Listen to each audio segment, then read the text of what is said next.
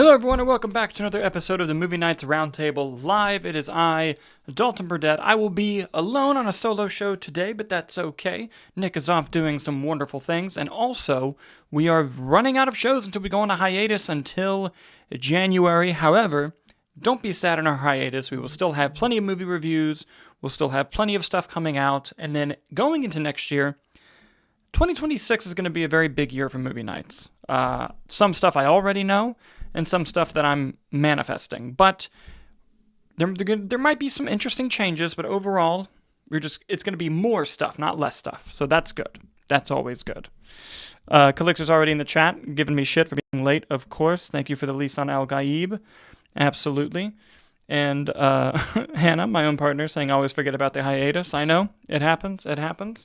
I do want to come clean tonight, though, about why the show's starting a little bit late. I like to be honest with my audience. I was watching Friday Night SmackDown because LA Knight was having a mystery opponent tonight, and I wanted to see who it was. I wanted to see who the opponent was, and it was cool. It was Zack Ryder. I'm a fan. I liked it. Anyway, had to push the show back. It was obviously important stuff I had to deal with, but anyway. We have a hell of a show for you guys today. We have plenty of news stories to go through. The box office, of course. Calixer wants me to say the news. No, I will not be doing that because it's not technically official yet. So I want to make sure it becomes official before I say anything because I'd rather not say something and then have to walk back on my words. But don't worry, all fun stuff, all good things. With that being said, though, let's dive into the news stories. And guys, we had breaking news happen earlier today. Not planned to be part of the show, but it was a fun thing that I absolutely must address here. And that is this. There is a new Star Trek movie coming from the new leadership at Paramount. They're already working on a new Star Trek film. However, it will not be tied to, any of the previous Coven timeline. Nick and I had reported on this in a B-roll story that if they rebooted Star Trek, it would be, a new thing and not connected. However, they now have a director. And those directors, I should say, are Jonathan Goldstein and John Francis Daly, according to Deadline. For those of you who don't know, these are the directors of Game Night and Dungeons & Dragons: Honor Among Thieves. Two phenomenal movies. They're also screenwriters. They've done a lot of different screenwriting. They were two of the writers on Spider-Man Homecoming that had like 8 writers. But they're very, very talented guys, and I'm going to pull directly from Deadline now. After breathing new life into the high-profile IP like Spider-Man and Dungeons & Dragons, Goldstein and Daly are looking to go boldly where no directors have gone before with a popular franchise. Sources tell Deadline that the duo are coming on to write, produce, and are attached to direct a new original Star Trek film for Paramount. They will produce under their Gold Day banner. Plot details are being kept under wraps for now, but sources say that Goldstein and Daly's film is a completely new take on the Star Trek universe and not connected to any previous or current television series, movie, or prior development projects. And this is rather big news. One, just that I love these filmmakers, and I think this is an interesting direction for the franchise. Another, in that the only thing we really know right now is that it's not going to be connected to anything, which, to me, tells me they're going to be canceling all of the Star Trek shows. There's like a plethora of Star Trek shows going on, and I'm curious what's going to be happening with them. Is Paramount just going to do a brand new clean slate with Star Trek? I'm very curious about that. I know that there was a lot of worry with the direction Paramount could take Star Trek with the new leadership being tied so closely to the current presidential administration, and Star Trek was one of the first TV shows to do a lot of firsts in terms of progressiveness on TV. I believe Star Trek had the first interracial kiss on television ever. And, but with filmmakers like this and in their films that we've seen, I highly doubt that, they're going to be going in a direction that doesn't make Star Trek not feel like Star Trek. So I think we'll be okay there. I want to address some stuff in the live chat here. Calixer asks, is this connected to Chris Pine's series? Allegedly, no. Allegedly, it's going to be a clean reboot, not connected to any of them. Hannah Heiler says, I feel like there's a new Star Trek movie or show every other year. Show for sure. We haven't had a movie since 2016, I think, was Star Trek Beyond, which, by the way, was actually pretty good. I like Star Trek Beyond. It lost the makeup Oscar to Suicide Squad, which I'm still shitty about. Nothing against the makeup in Suicide Squad, but the makeup in Star Trek Beyond was crazy. Calixer says they need to finally combine with Star Wars. The Trek Wars would go hard. Listen, the bloodbath is too deep for that. You can't just have those two fandoms collide. Have you seen the state of both fandoms? They would never allow it, ever. Not allowed. Not allowed at all. But guys, with that down, what do you think of the news of the new Star Trek film being directed by the directors of Game Night and Dungeons & Dragons? I thought Dungeons & Dragons was a severely underrated movie, an underwatched movie. I thought it was very good. Game Night is one of the best modern comedies in a while. I love that film, so I'm excited, and I'm curious to see how they bring that, do they bring a comedic edge, or do they still keep it with the drama? I mean, the J.J. Abrams films were fun, so I'm sure that sense of fun will still be there. I'm curious. What do you guys think? Moving on to our little first look section of the show, we got some interesting stuff to talk about here. Christopher Nolan, you may have heard of him. He is a phenomenal director. I think he's the best director working today, and if he keeps up at this pace, he may be considered one of the greatest film directors of all time. His next film is obviously The Odyssey. That's no secret. And Empire Magazine did a 2026 preview of The Odyssey. I may have to go shut the door for my dog. If you hear that, I apologize. But these first look images are pretty awesome. I have a couple up for you guys here. Let me just get it situated for you, get it up in its full glory. This is one of them, little wide shot with everybody here. Stellar, grand, lovely, beautiful. We love to see it. And on top of that, the cover for the Empire Magazine looks like this. Ooh, that looks awesome. It looks so good.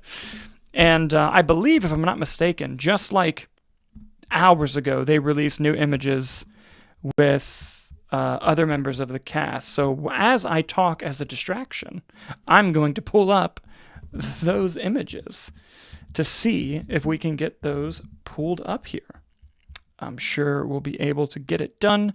But yeah, listen, obviously this film is one of the most highly anticipated films of the year, and the fact that they put tickets on sale over a year out, which I secured in California, thank you very much, is exciting in general. And I think that, just being able to not only make an Odyssey adaptation, if you're Christopher Nolan, but also to do it seemingly with a lot of real locations, practical effects, I think is just very bold of him. And there aren't many filmmakers who are even allowed to do that, really.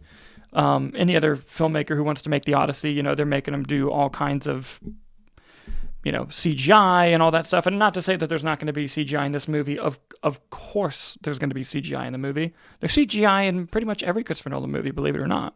But it's definitely going to be something where Christopher Nolan likes to use CGI as a tool and as a way to have that tool help everything else in the scene. One of my favorite uses of Nolan's CGI is actually in The Dark Knight when they flipped the semi-truck. That was done practically, but the way they were able to flip the semi-truck was by driving over like a thing in the road that would pop out of the ground and just literally hit the truck to flip it over. And the only CGI that exists in the scene is, of course, that truck or that little thing coming out of the ground just being removed. Excellent use of CGI. Anyway, I finally got the image up. It just took me a second. Here is an image of Tom Holland in The Odyssey playing Odysseus' son, Tumultuous. That's very exciting. We also have Anne Hathaway and Mia Goth here. Anne Hathaway will star as Odysseus' wife, and Goth will star as Melantho. Very, very cool stuff. As you can see, it took me 24 years to get those images up, but what happens? It'd be like that. But yeah, I've rambled about The Odyssey and Nolan, I think, enough, and I could talk about it for 3 hours. Calixer said, the CGI hid the real thing crazy. Yes, like the way, if you want to talk about directors that use CGI unbelievably, is Nolan and David Fincher. I'm going to go on a slight tangent here because I love talking about David Fincher's VFX. I'm going to look this up because the number is crazy. Really guess in the live chat really quick. How many VFX shots do you think are in The Social Network? Give me some quick guesses. I know that there's a slight delay, so I will keep it going here.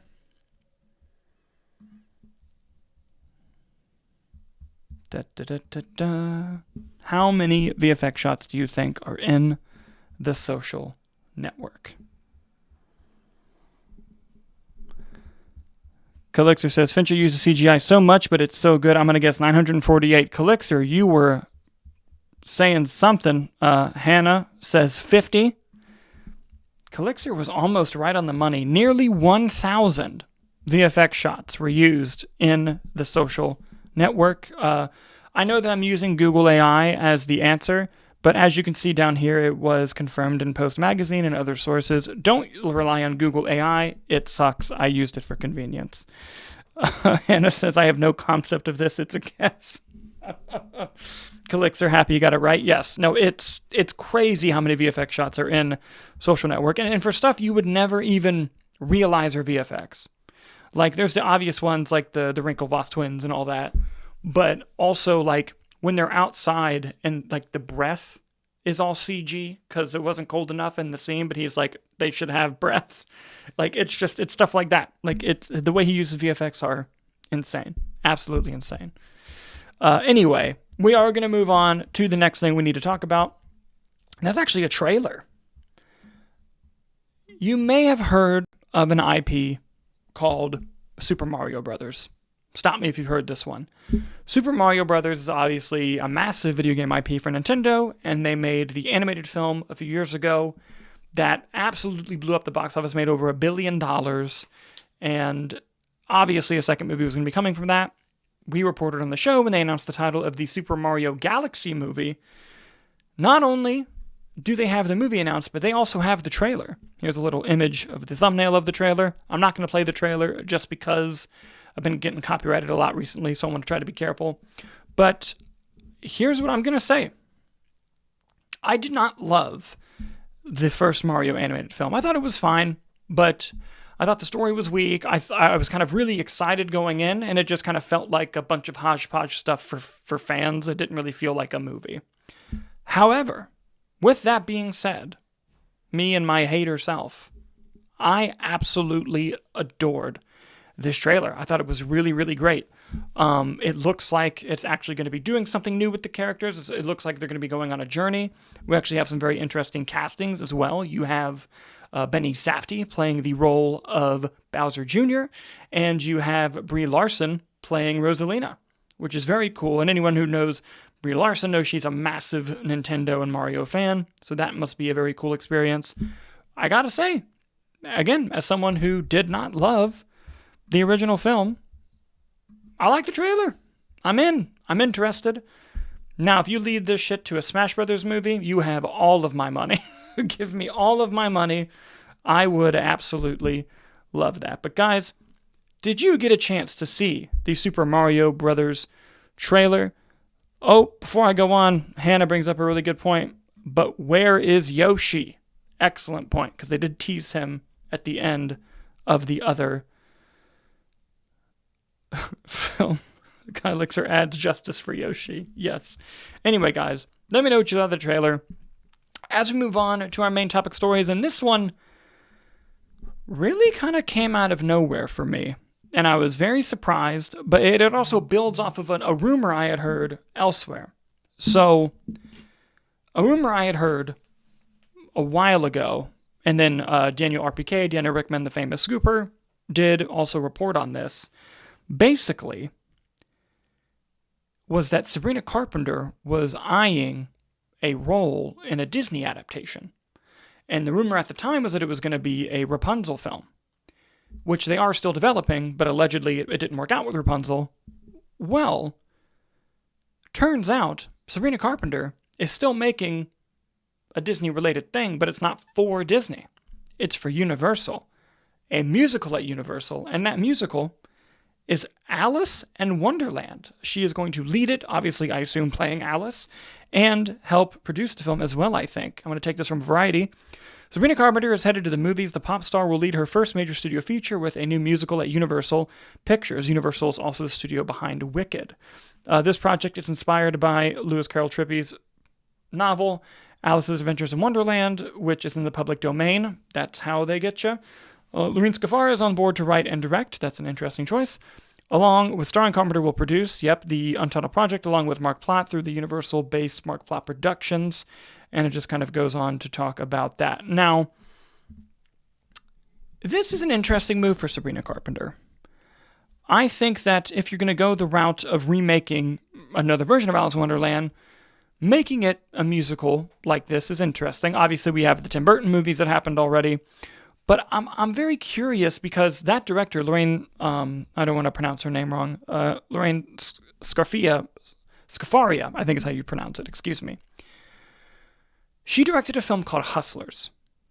Hustlers was a movie that I went in, and I try to go into every movie like clear mind, no prejudice, no pre-expectations. I like to leave them at the door and just experience a movie. I went into this movie thinking I wasn't going to enjoy it. So the movie already had to win me over. That movie's great. And it has Jennifer Lopez, who I typically don't like as an actor, and she crushed that role. She ended up not getting an Oscar nomination, but there was serious talk at the time that she could have been Oscar nominated for that movie. So that director perks my ears up okay, that's interesting. You have Sabrina Carpenter. I'm curious how the rest of the cast is going to go. I'm curious the tone, because the article just talks about how it's going to be based on the book, which is in the public domain. So obviously, whatever's original to Disney's adaptations, you can't use. Famous public domain version of that, for example, is Wizard of Oz's public domain, but the movie Wizard of Oz created the red slippers, so you can't use it if you're going to be using that in the public domain. When a bunch of Disney stuff became public domain, like Steamboat Willie, people tried to make Mickey horror movies, but they got sued because they weren't Steamboat Willie, because even gloves are Mickey, not Steamboat Willie. It gets very, very specific and very, very niche. But I'm curious to see what this is going to be, I gotta say. In the live chat, not as enthusiastic or optimistic as me. Let's see here. Hannah says, if they're brave, they'll do Alice in Wonderland where everyone is Muppets. And she follows up with, wait, Muppets is Disney. Good catch. Calixer says, but Alice in Wonderland was already made. Get new ideas, Hollywood, along with a boo. That's fair, but money. He also says, if they do Muppets, I'll go for it. Very true. Very, very true. Look, when it comes to the new ideas thing, statistically, if you want to really do it, there are more original movies made now than there ever were, ever. And a lot of people just don't go see them, and a lot of studios just don't market them. That's the unfortunate part. It's a vicious cycle of one blaming the other. But at the end of the day, it's on the audience for not going. So I understand the concept here. I also understand Sabrina Carpenter wanting to venture out into this type of world, especially if you need a break from touring. That shit has to be exhausting. But I'm curious. I'm going to remain optimistic until proven otherwise. But what do you guys think? Do you think Sabrina Carpenter leading an Alice in Wonderland film is a good idea? Let me know in the comments. Before we move on to our next story, I just want to say a deep, deep childhood fear of mine. I'm going to publicly be vulnerable. And people in my life already know this. But a deep, deep childhood fear of mine is the Queen of Hearts from Alice in Wonderland. I'm just not excited for the marketing material. When it comes to that, that's going to be interesting to say the least. Anyway, we got to get to this next story. And it's one that I'm very, very, very excited about. I got to make sure I get to the right thing here, because it's a story where something that we report all the time is, it's not the headline story. They bury the lead.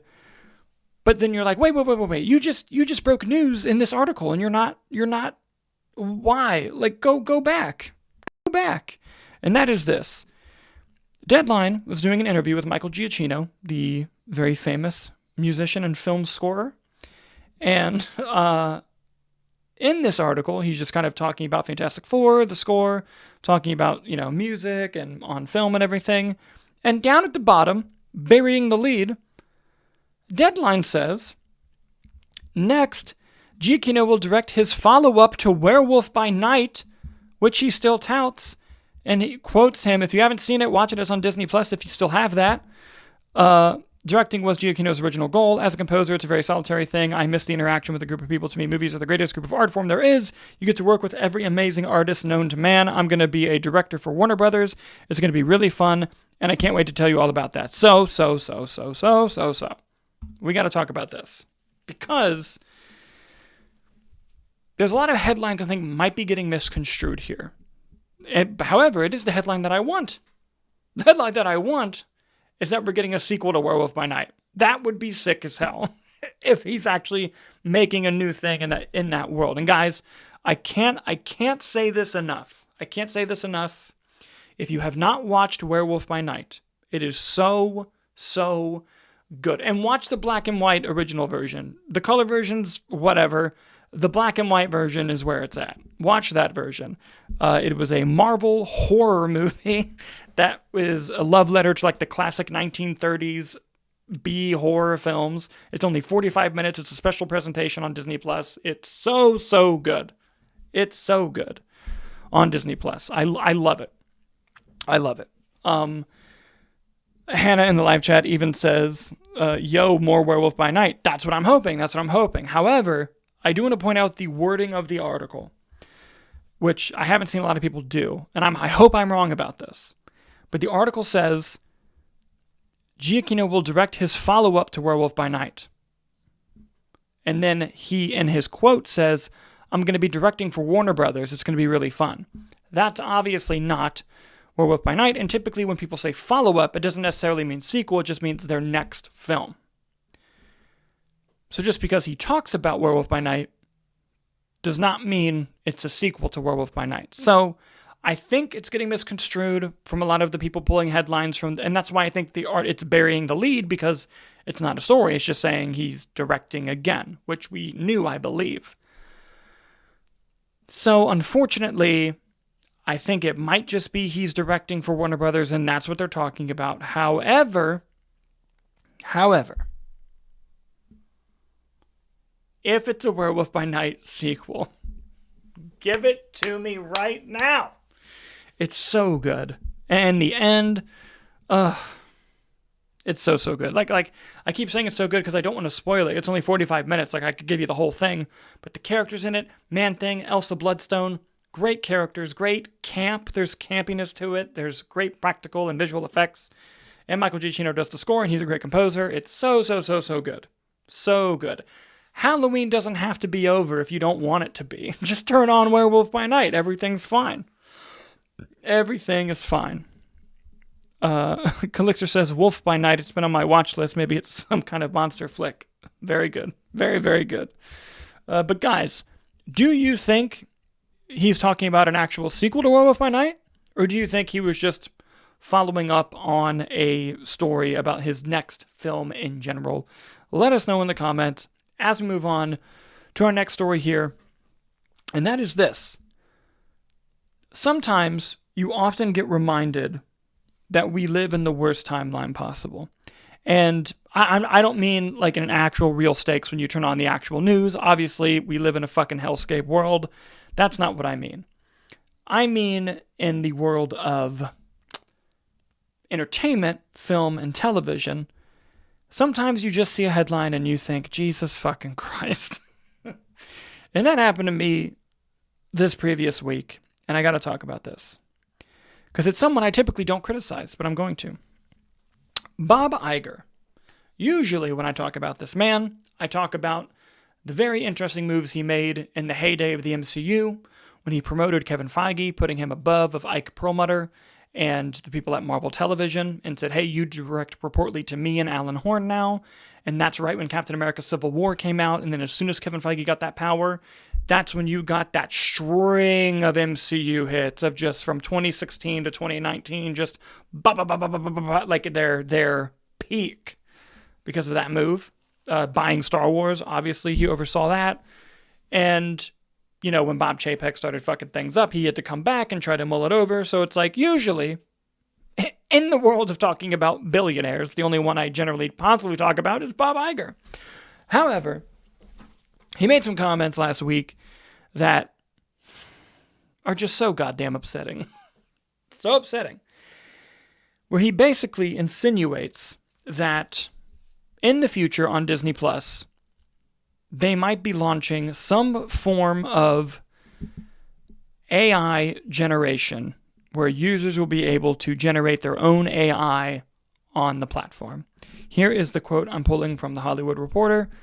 The other thing that we're really excited about that AI is going to give us the ability to do is provide users of Disney Plus with a much more engaged experience, including the ability for them to create user-generated content and able to consume user-generated content, mostly short form, from others. Iger continued. Hollywood Reporter continues, it sounds a bit like Disney plans to encroach up on OpenAI Sora territory, or maybe it will just use Sora 2. A bit later in the call, Iger said that Disney had productive conversations with an unnamed AI company that he hoped the studio giant could reach an agreement and would also reflect our need to protect the IP.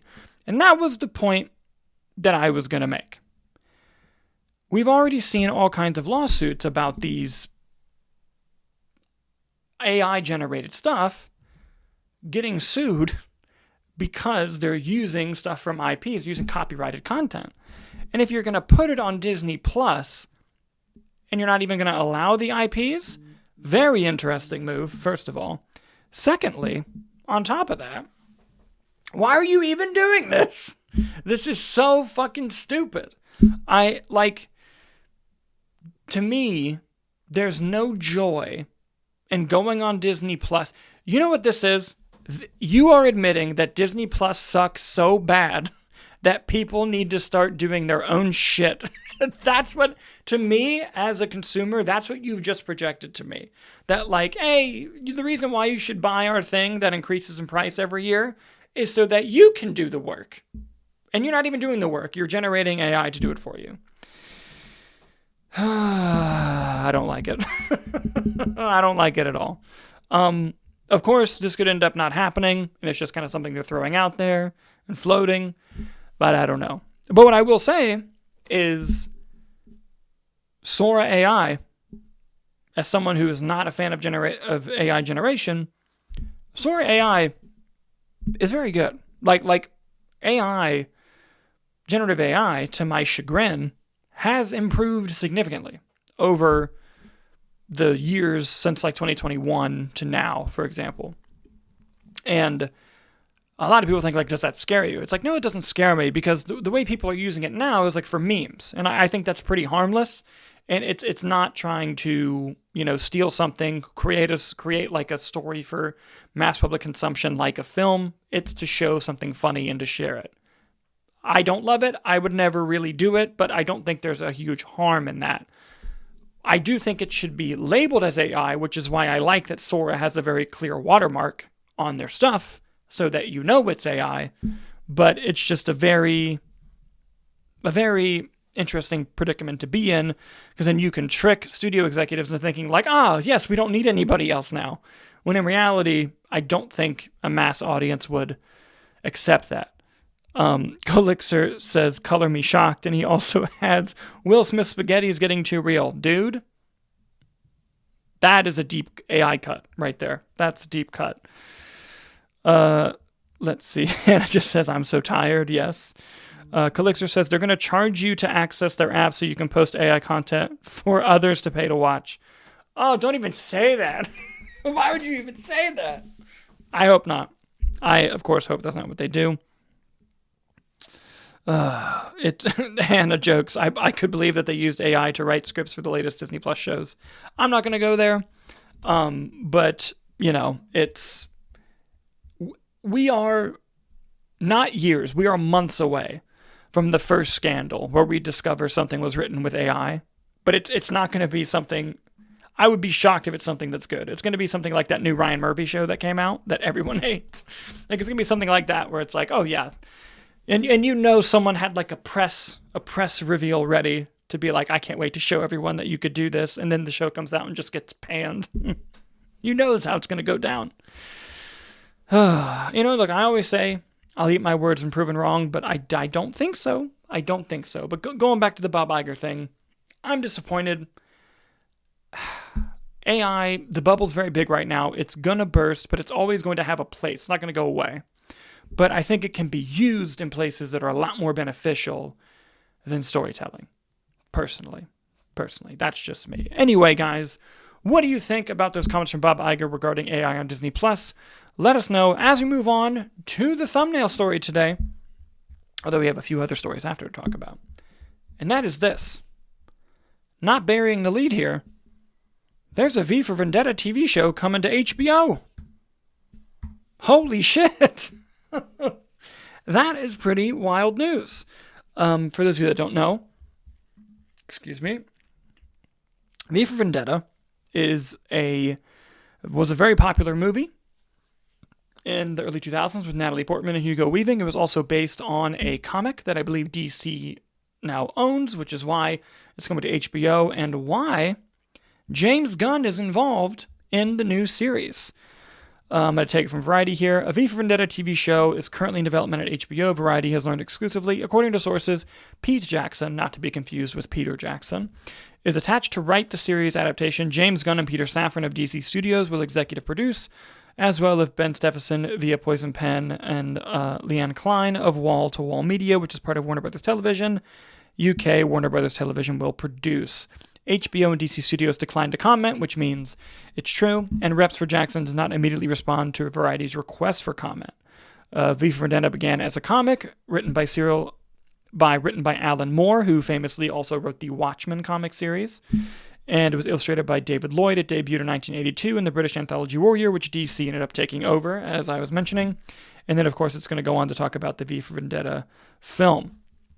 Now, what we don't know is if this is going to be set in James Gunn's DCU, because we know that they're producing they're producing film and television and stories that are not going to take place within the DCU. You know, they're going to be doing Elseworld stories as well. I have a feeling that's what this is. I would be incredibly shocked if this takes place within the DCU. I basically think that they just want to take that interesting story of, Revolution and tie it to the long-form version of it, where you can dive in every week and learn more about this world, really build up that festering revolution, and I think that's the strategy there. At least that's how it feels. And possibly go back to the original source material and see how it can stretch out there as well. Kyle Lixer says, refer to my Alice in Wonderland comment for V for Vendetta. Not to be a big hater, I am curious though. Listen, I get it, but the thing is, in terms of rebooting things into television shows, I try not to generalize, but typically if you're going to reboot a movie, just make it a movie again. In this case, I'm interested. I'm very interested, especially with DC Studios being able to put their weight behind it, regardless if it's in the universe or not. I think it's very interesting. And by the way, for those of you who haven't seen the movie V for Vendetta, it's pretty awesome. It's a pretty awesome movie. And by the way, for no reason at all, I'm pointing out, in the movie, there is a late-night talk show host who makes fun of a dictator, and then it is heavily implied that they are injured or killed. Just throwing that out there. But it's a very timely movie. But I do think that the show on HBO is an interesting idea, because one, putting the HBO brand on something automatically gives it weight in Hollywood, in the industry, in the studios. It's just something that you have to take seriously the moment you see HBO. Not even HBO Max. HBO Max is a different thing. Just HBO, boom. And last year, when Nick and I talked about Penguin and Lanterns and other things, moving from HBO Max to an HBO original changed the stakes. Look at all the awards that the Penguin got nominated for and won. Calixer must hop out. He's saying goodbye. Thank you for being here, Calixer. I appreciate it. We'll see you next time. Listen, I think that it's an interesting point, especially when you look at DC's relationship with HBO, not only with the Penguin, but with Watchmen back in 2019. That was a huge success as well. And I think that they see a pattern. They see something they want to keep doing and trying. Why not go for it? And I think it is a very interesting story to use to dive into. I'm very curious how it's going to play out, what they're going to be adapting, how similar it will be to the previous versions of the media. I'm excited. Guys, what do you think of the V for Vendetta series? Are you excited? Are you nervous? What do you think? Let me know in the comments as we move on to our final main topic story today. And you might be thinking, but the thumbnail one was the V for Vendetta one. Why isn't this the final one? Well, some quick backstory for you. originally, Nick organizes the whole show for me. Can't operate my life without him. He's wonderful. We all know this. He sent me 2 different thumbnails. And he said, I don't know which one to use. He sends them over. And the one for this final story was such a good thumbnail, but it's very niche and hard to kind of justify if you're, putting out a live show, seeing if you can get a new audience, But some of the fans, some of the diehards will appreciate it. And that's where we came up with this thumbnail. Because the story is, speaking of DC television, it is official that Jimmy Olsen is getting his own spinoff TV show with the same actor from the Superman film. And famously, Jimmy Olsen in the comic books had a very long run of Superman's pal Jimmy Olsen. And absolutely crazy, wild shit would happen in that comic book. I'm not making this up. The Jimmy Olsen, Superman's pal Jimmy Olsen comic run was where you got the first appearance of Darkseid the villain. The first appearance. It's crazy. That's the kind of shit that was happening. It looks like Gorilla Grodd, the famous Flash villain, could be involved in the show, so Nick sent me this thumbnail. It's gorgeous. I know we didn't use it, Nick, but I still wanted to give you credit and show the thumbnail. It's absolutely brilliant. You deserve all of the praise for it. But with that being said, guys, let's dive into the story here. Pulling from Deadline, Jimmy Olsen Superman spinoff series, DC Crime in development with American Vandal creators at DC and HBO Max. HBO Max, not HBO, as we mentioned earlier. There's a Superman spinoff series, DC Crime, in the works at DC Studios and HBO Max, Deadline has confirmed. The series is bribed as being akin to a true crime docu-series with Jimmy Olsen from Superman hosting, played by Skylar Gisondo. Season 1 reportedly will be centered around the DC bad guy Gorilla Grodd, who often wrestles the Flash. And it goes into explain Gorilla Grodd and all that, but DC Crime being show run by the guys who did American Vandal, which I haven't watched, but everyone who's watched American Vandal says it's an amazing, hilarious show. So please, I'm using that as a positive sign for this. I've seen a lot of people kind of shit on this idea on the internet as they got announced, and I get it. I get, why would you do this? I understand. I love this idea. I think it's very interesting to have Jimmy Olsen pop up and not only host the show, but also just kind of have a place where absolutely crazy, wild shit can happen to this man. And then when we get to the next Superman movie, just don't address it. Honestly, if it was very, very tied to the movies, I would like it less. I would love if just absolutely banana shit happened to this man. And then we get to a Superman movie and maybe he's just exhausted and everyone's like, what's wrong, Jimmy? He's like, nothing. That would be so fun and so funny. Oh, Hannah asks, wait, does Jimmy Olsen have an alter ego with superpowers? Hell no. But if you go through his comic run, some insane shit's happened to him where he's gotten superpowers for a day or something crazy's going on. Literally, if you just Google what's some crazy stuff that's happened in Superman's pal Jimmy Olsen, you'd be amazed at what's gone down there. Like I said earlier, Darkseid, all of the new gods, all came from Superman's pal Jimmy Olsen. But the docuseries angle also intrigues me because I'm wondering, with the story with Jimmy Olsen, are they doing he's trying to venture out on his own from the Daily Planet, or are we going to get some cool cameos or appearances from people in that Daily Planet circle? Are we going to get Perry White? Are we going to get Lois Lane? That would be a big get. I think that would be really interesting and fun, and way funnier if you don't include Superman and just have him try to handle Gorilla Grodd on his own. I think that's very funny. It also begs the question, will there be a Flash? I doubt that's where he'd make his first appearance, because why would you do that? But it still begs the question. Hannah also asked in the live chat, it's exciting to have more comedy shows like DC, like Peacemaker. Yes, for sure. And I'm sure this will have a huge comedic element to it. But I also just think it's fun to just build the groundwork of this universe. And he doesn't have to stay in Metropolis. Have him travel all around. He's clearly going to be going to Central City probably for Gorilla Grodd, but I think it's fun. I think it's cool to have Jimmy Olsen kind of be doing this. And listen, it could be a big steaming pile of shit. And if it is, I'll say so. But I think it's an interesting, fun idea. Make it a 20 to 30 minute comedy series, 8 to 10 episodes. Why the hell not? Why the hell not? Just do it. That'd be fun. Again, though, what I want to pull back on is, or come back to rather, is Gorilla Grodd. If this show, because I don't think it mentions in the article like when the series is coming out. If Man of Tomorrow is coming out in 2027, you got Supergirl and Lantern and Clayface this next year. Will Flash be introduced either next year or in Man of Tomorrow, so that when you get to Gorilla Grodd, you can have a version of the Flash already existing? Perhaps. Or they don't mention Flash at all. That's very possible. I'm just thinking about the possibilities here. That'd be fun. Anyway, guys, let us know what you think of the Jimmy Olsen news DC crime in the comments below as we move on to the one B-roll story of the day.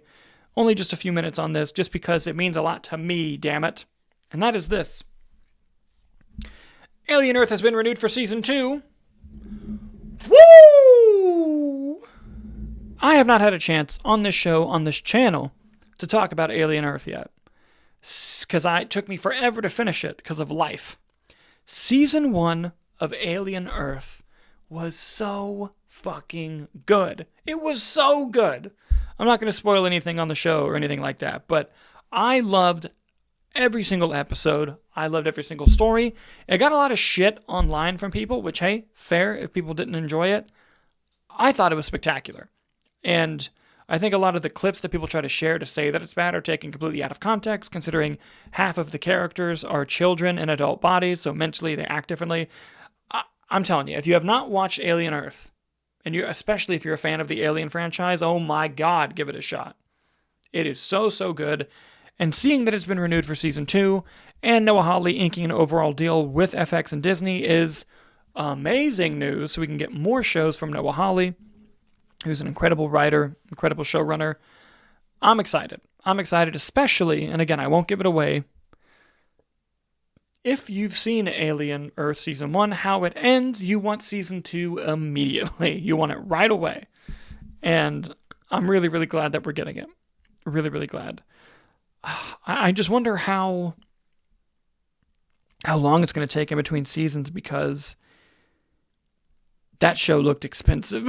And I'm looking at the article too. It was shot in Thailand, which makes sense. It had beautiful scouting. And he talks about all the cool practical and VFX work that has to be done. So I'm hoping it just doesn't take like 3 years to get Season 2. Like it's obviously it's not going to be ready next year. There's no way in hell. I'm hoping for 2027. Just give it to me as quick as possible. Maybe he wrote Season 2 on spec? They can start shooting? Perhaps. We'll have to see. Hannah agrees Alien Earth was so good. Yes, and she is excited to see what they're doing in Season 2. Oh, I'm so excited. So excited. But guys, with that down, it's now time for the box office. Let's go. Here were the top box office movies from last week. Predator Badlands came in first in its opening weekend with $40 million. Hell yeah, Predator Badlands. That is awesome. Regretting You came in second, only dropping 15% from week 2 to week 3, making $6.6 million. Black Phone 2 came in third with $5.1 million, dropping 38% from week 3 to week 4. Sarah's Oil came in fourth, making $4.2 million in week 1, and Nuremberg came in fifth, making $3.8 million in its opening weekend. Let's dive into these numbers a little bit more, shall we? Let's see, I got that, Black Phone. Okay, don't know why that keeps popping up. All right, let's dive into it. Predator Badlands now has a worldwide box office of $92,558,000 on a budget of $105 million. It's almost at that production budget back, so it still has a little bit while to go for theatrical profitability, but I don't think that's far off the course. I think, obviously, it's going to have a huge drop-off next weekend with fucking Wicked. Like, clearly. But, wait. Not this weekend, though. That was so loud, probably hit the mic. This weekend, though, isn't Wicked. That's next weekend. Oh, maybe it does okay. We'll see. I have to look at what movies come out. Regretting You now has... Listen, let's talk about this.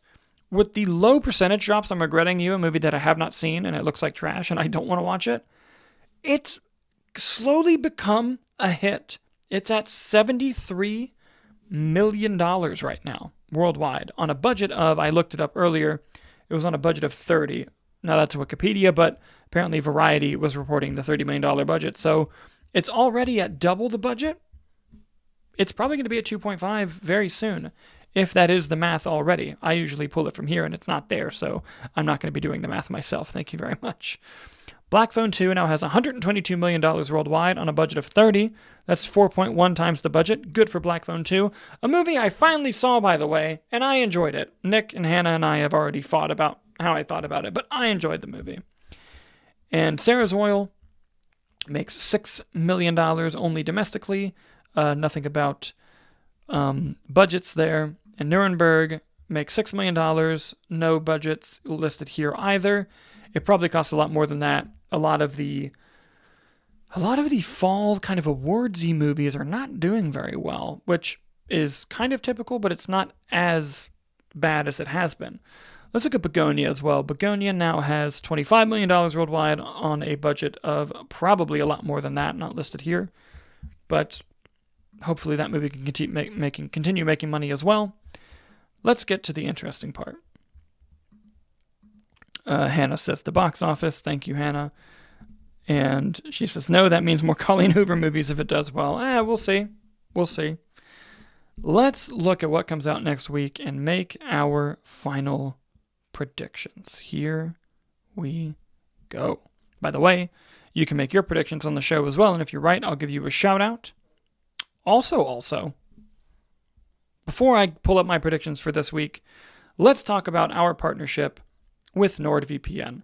If you want to keep your information safe while you browse the internet, especially if you're at like a hotel and you're on that weird hotel Wi-Fi, McDonald's, Starbucks, I do a lot of writing at those places and I like my information being safe. NordVPN offers a great service for that, but also I literally used NordVPN tonight to watch Friday Night SmackDown because I don't have the USA Network, so I said I was in Canada and I watched it on Netflix. It was lovely and spectacular. So you can use NordVPN for stuff like that for your film and entertainment purposes. Please use our link in the description or go to nordvpn.com/movie nights. You'll get a hell of a discount, and their Black Friday deals are coming up. And it's looking really good, guys. You're going to get a hell of a deal on that. Get NordVPN. You really, really help the channel when you do that, by the way. So you'll be supporting us, and you'll be protecting your information. Okay, with that. All right, we got Now You See Me, 3 coming out. We got The Running Man, Keeper. Oh, fuck. I got so many movies to see. And the movies from last week still. Okay. We can do this. All right. Number 1's going to be Now You See Me 3, I think. Number 2, I'm going to go... Honestly, number 2, I'm going to go Predator Badlands. I think it stays number 2. Number 3, I'll go The Running Man, which you can find our review on the channel for, and for Predator Badlands. Number 4, I'll go Regretting You. And number 5, does Keeper make enough? Because Osgood Perkins, but it hasn't been marketed nearly as well. I don't think it does. 5, I am going to stick with Black Phone 2 in there. Now You See Me, Predator Badlands, The Running Man, Regretting You, Black Phone 2. Boom.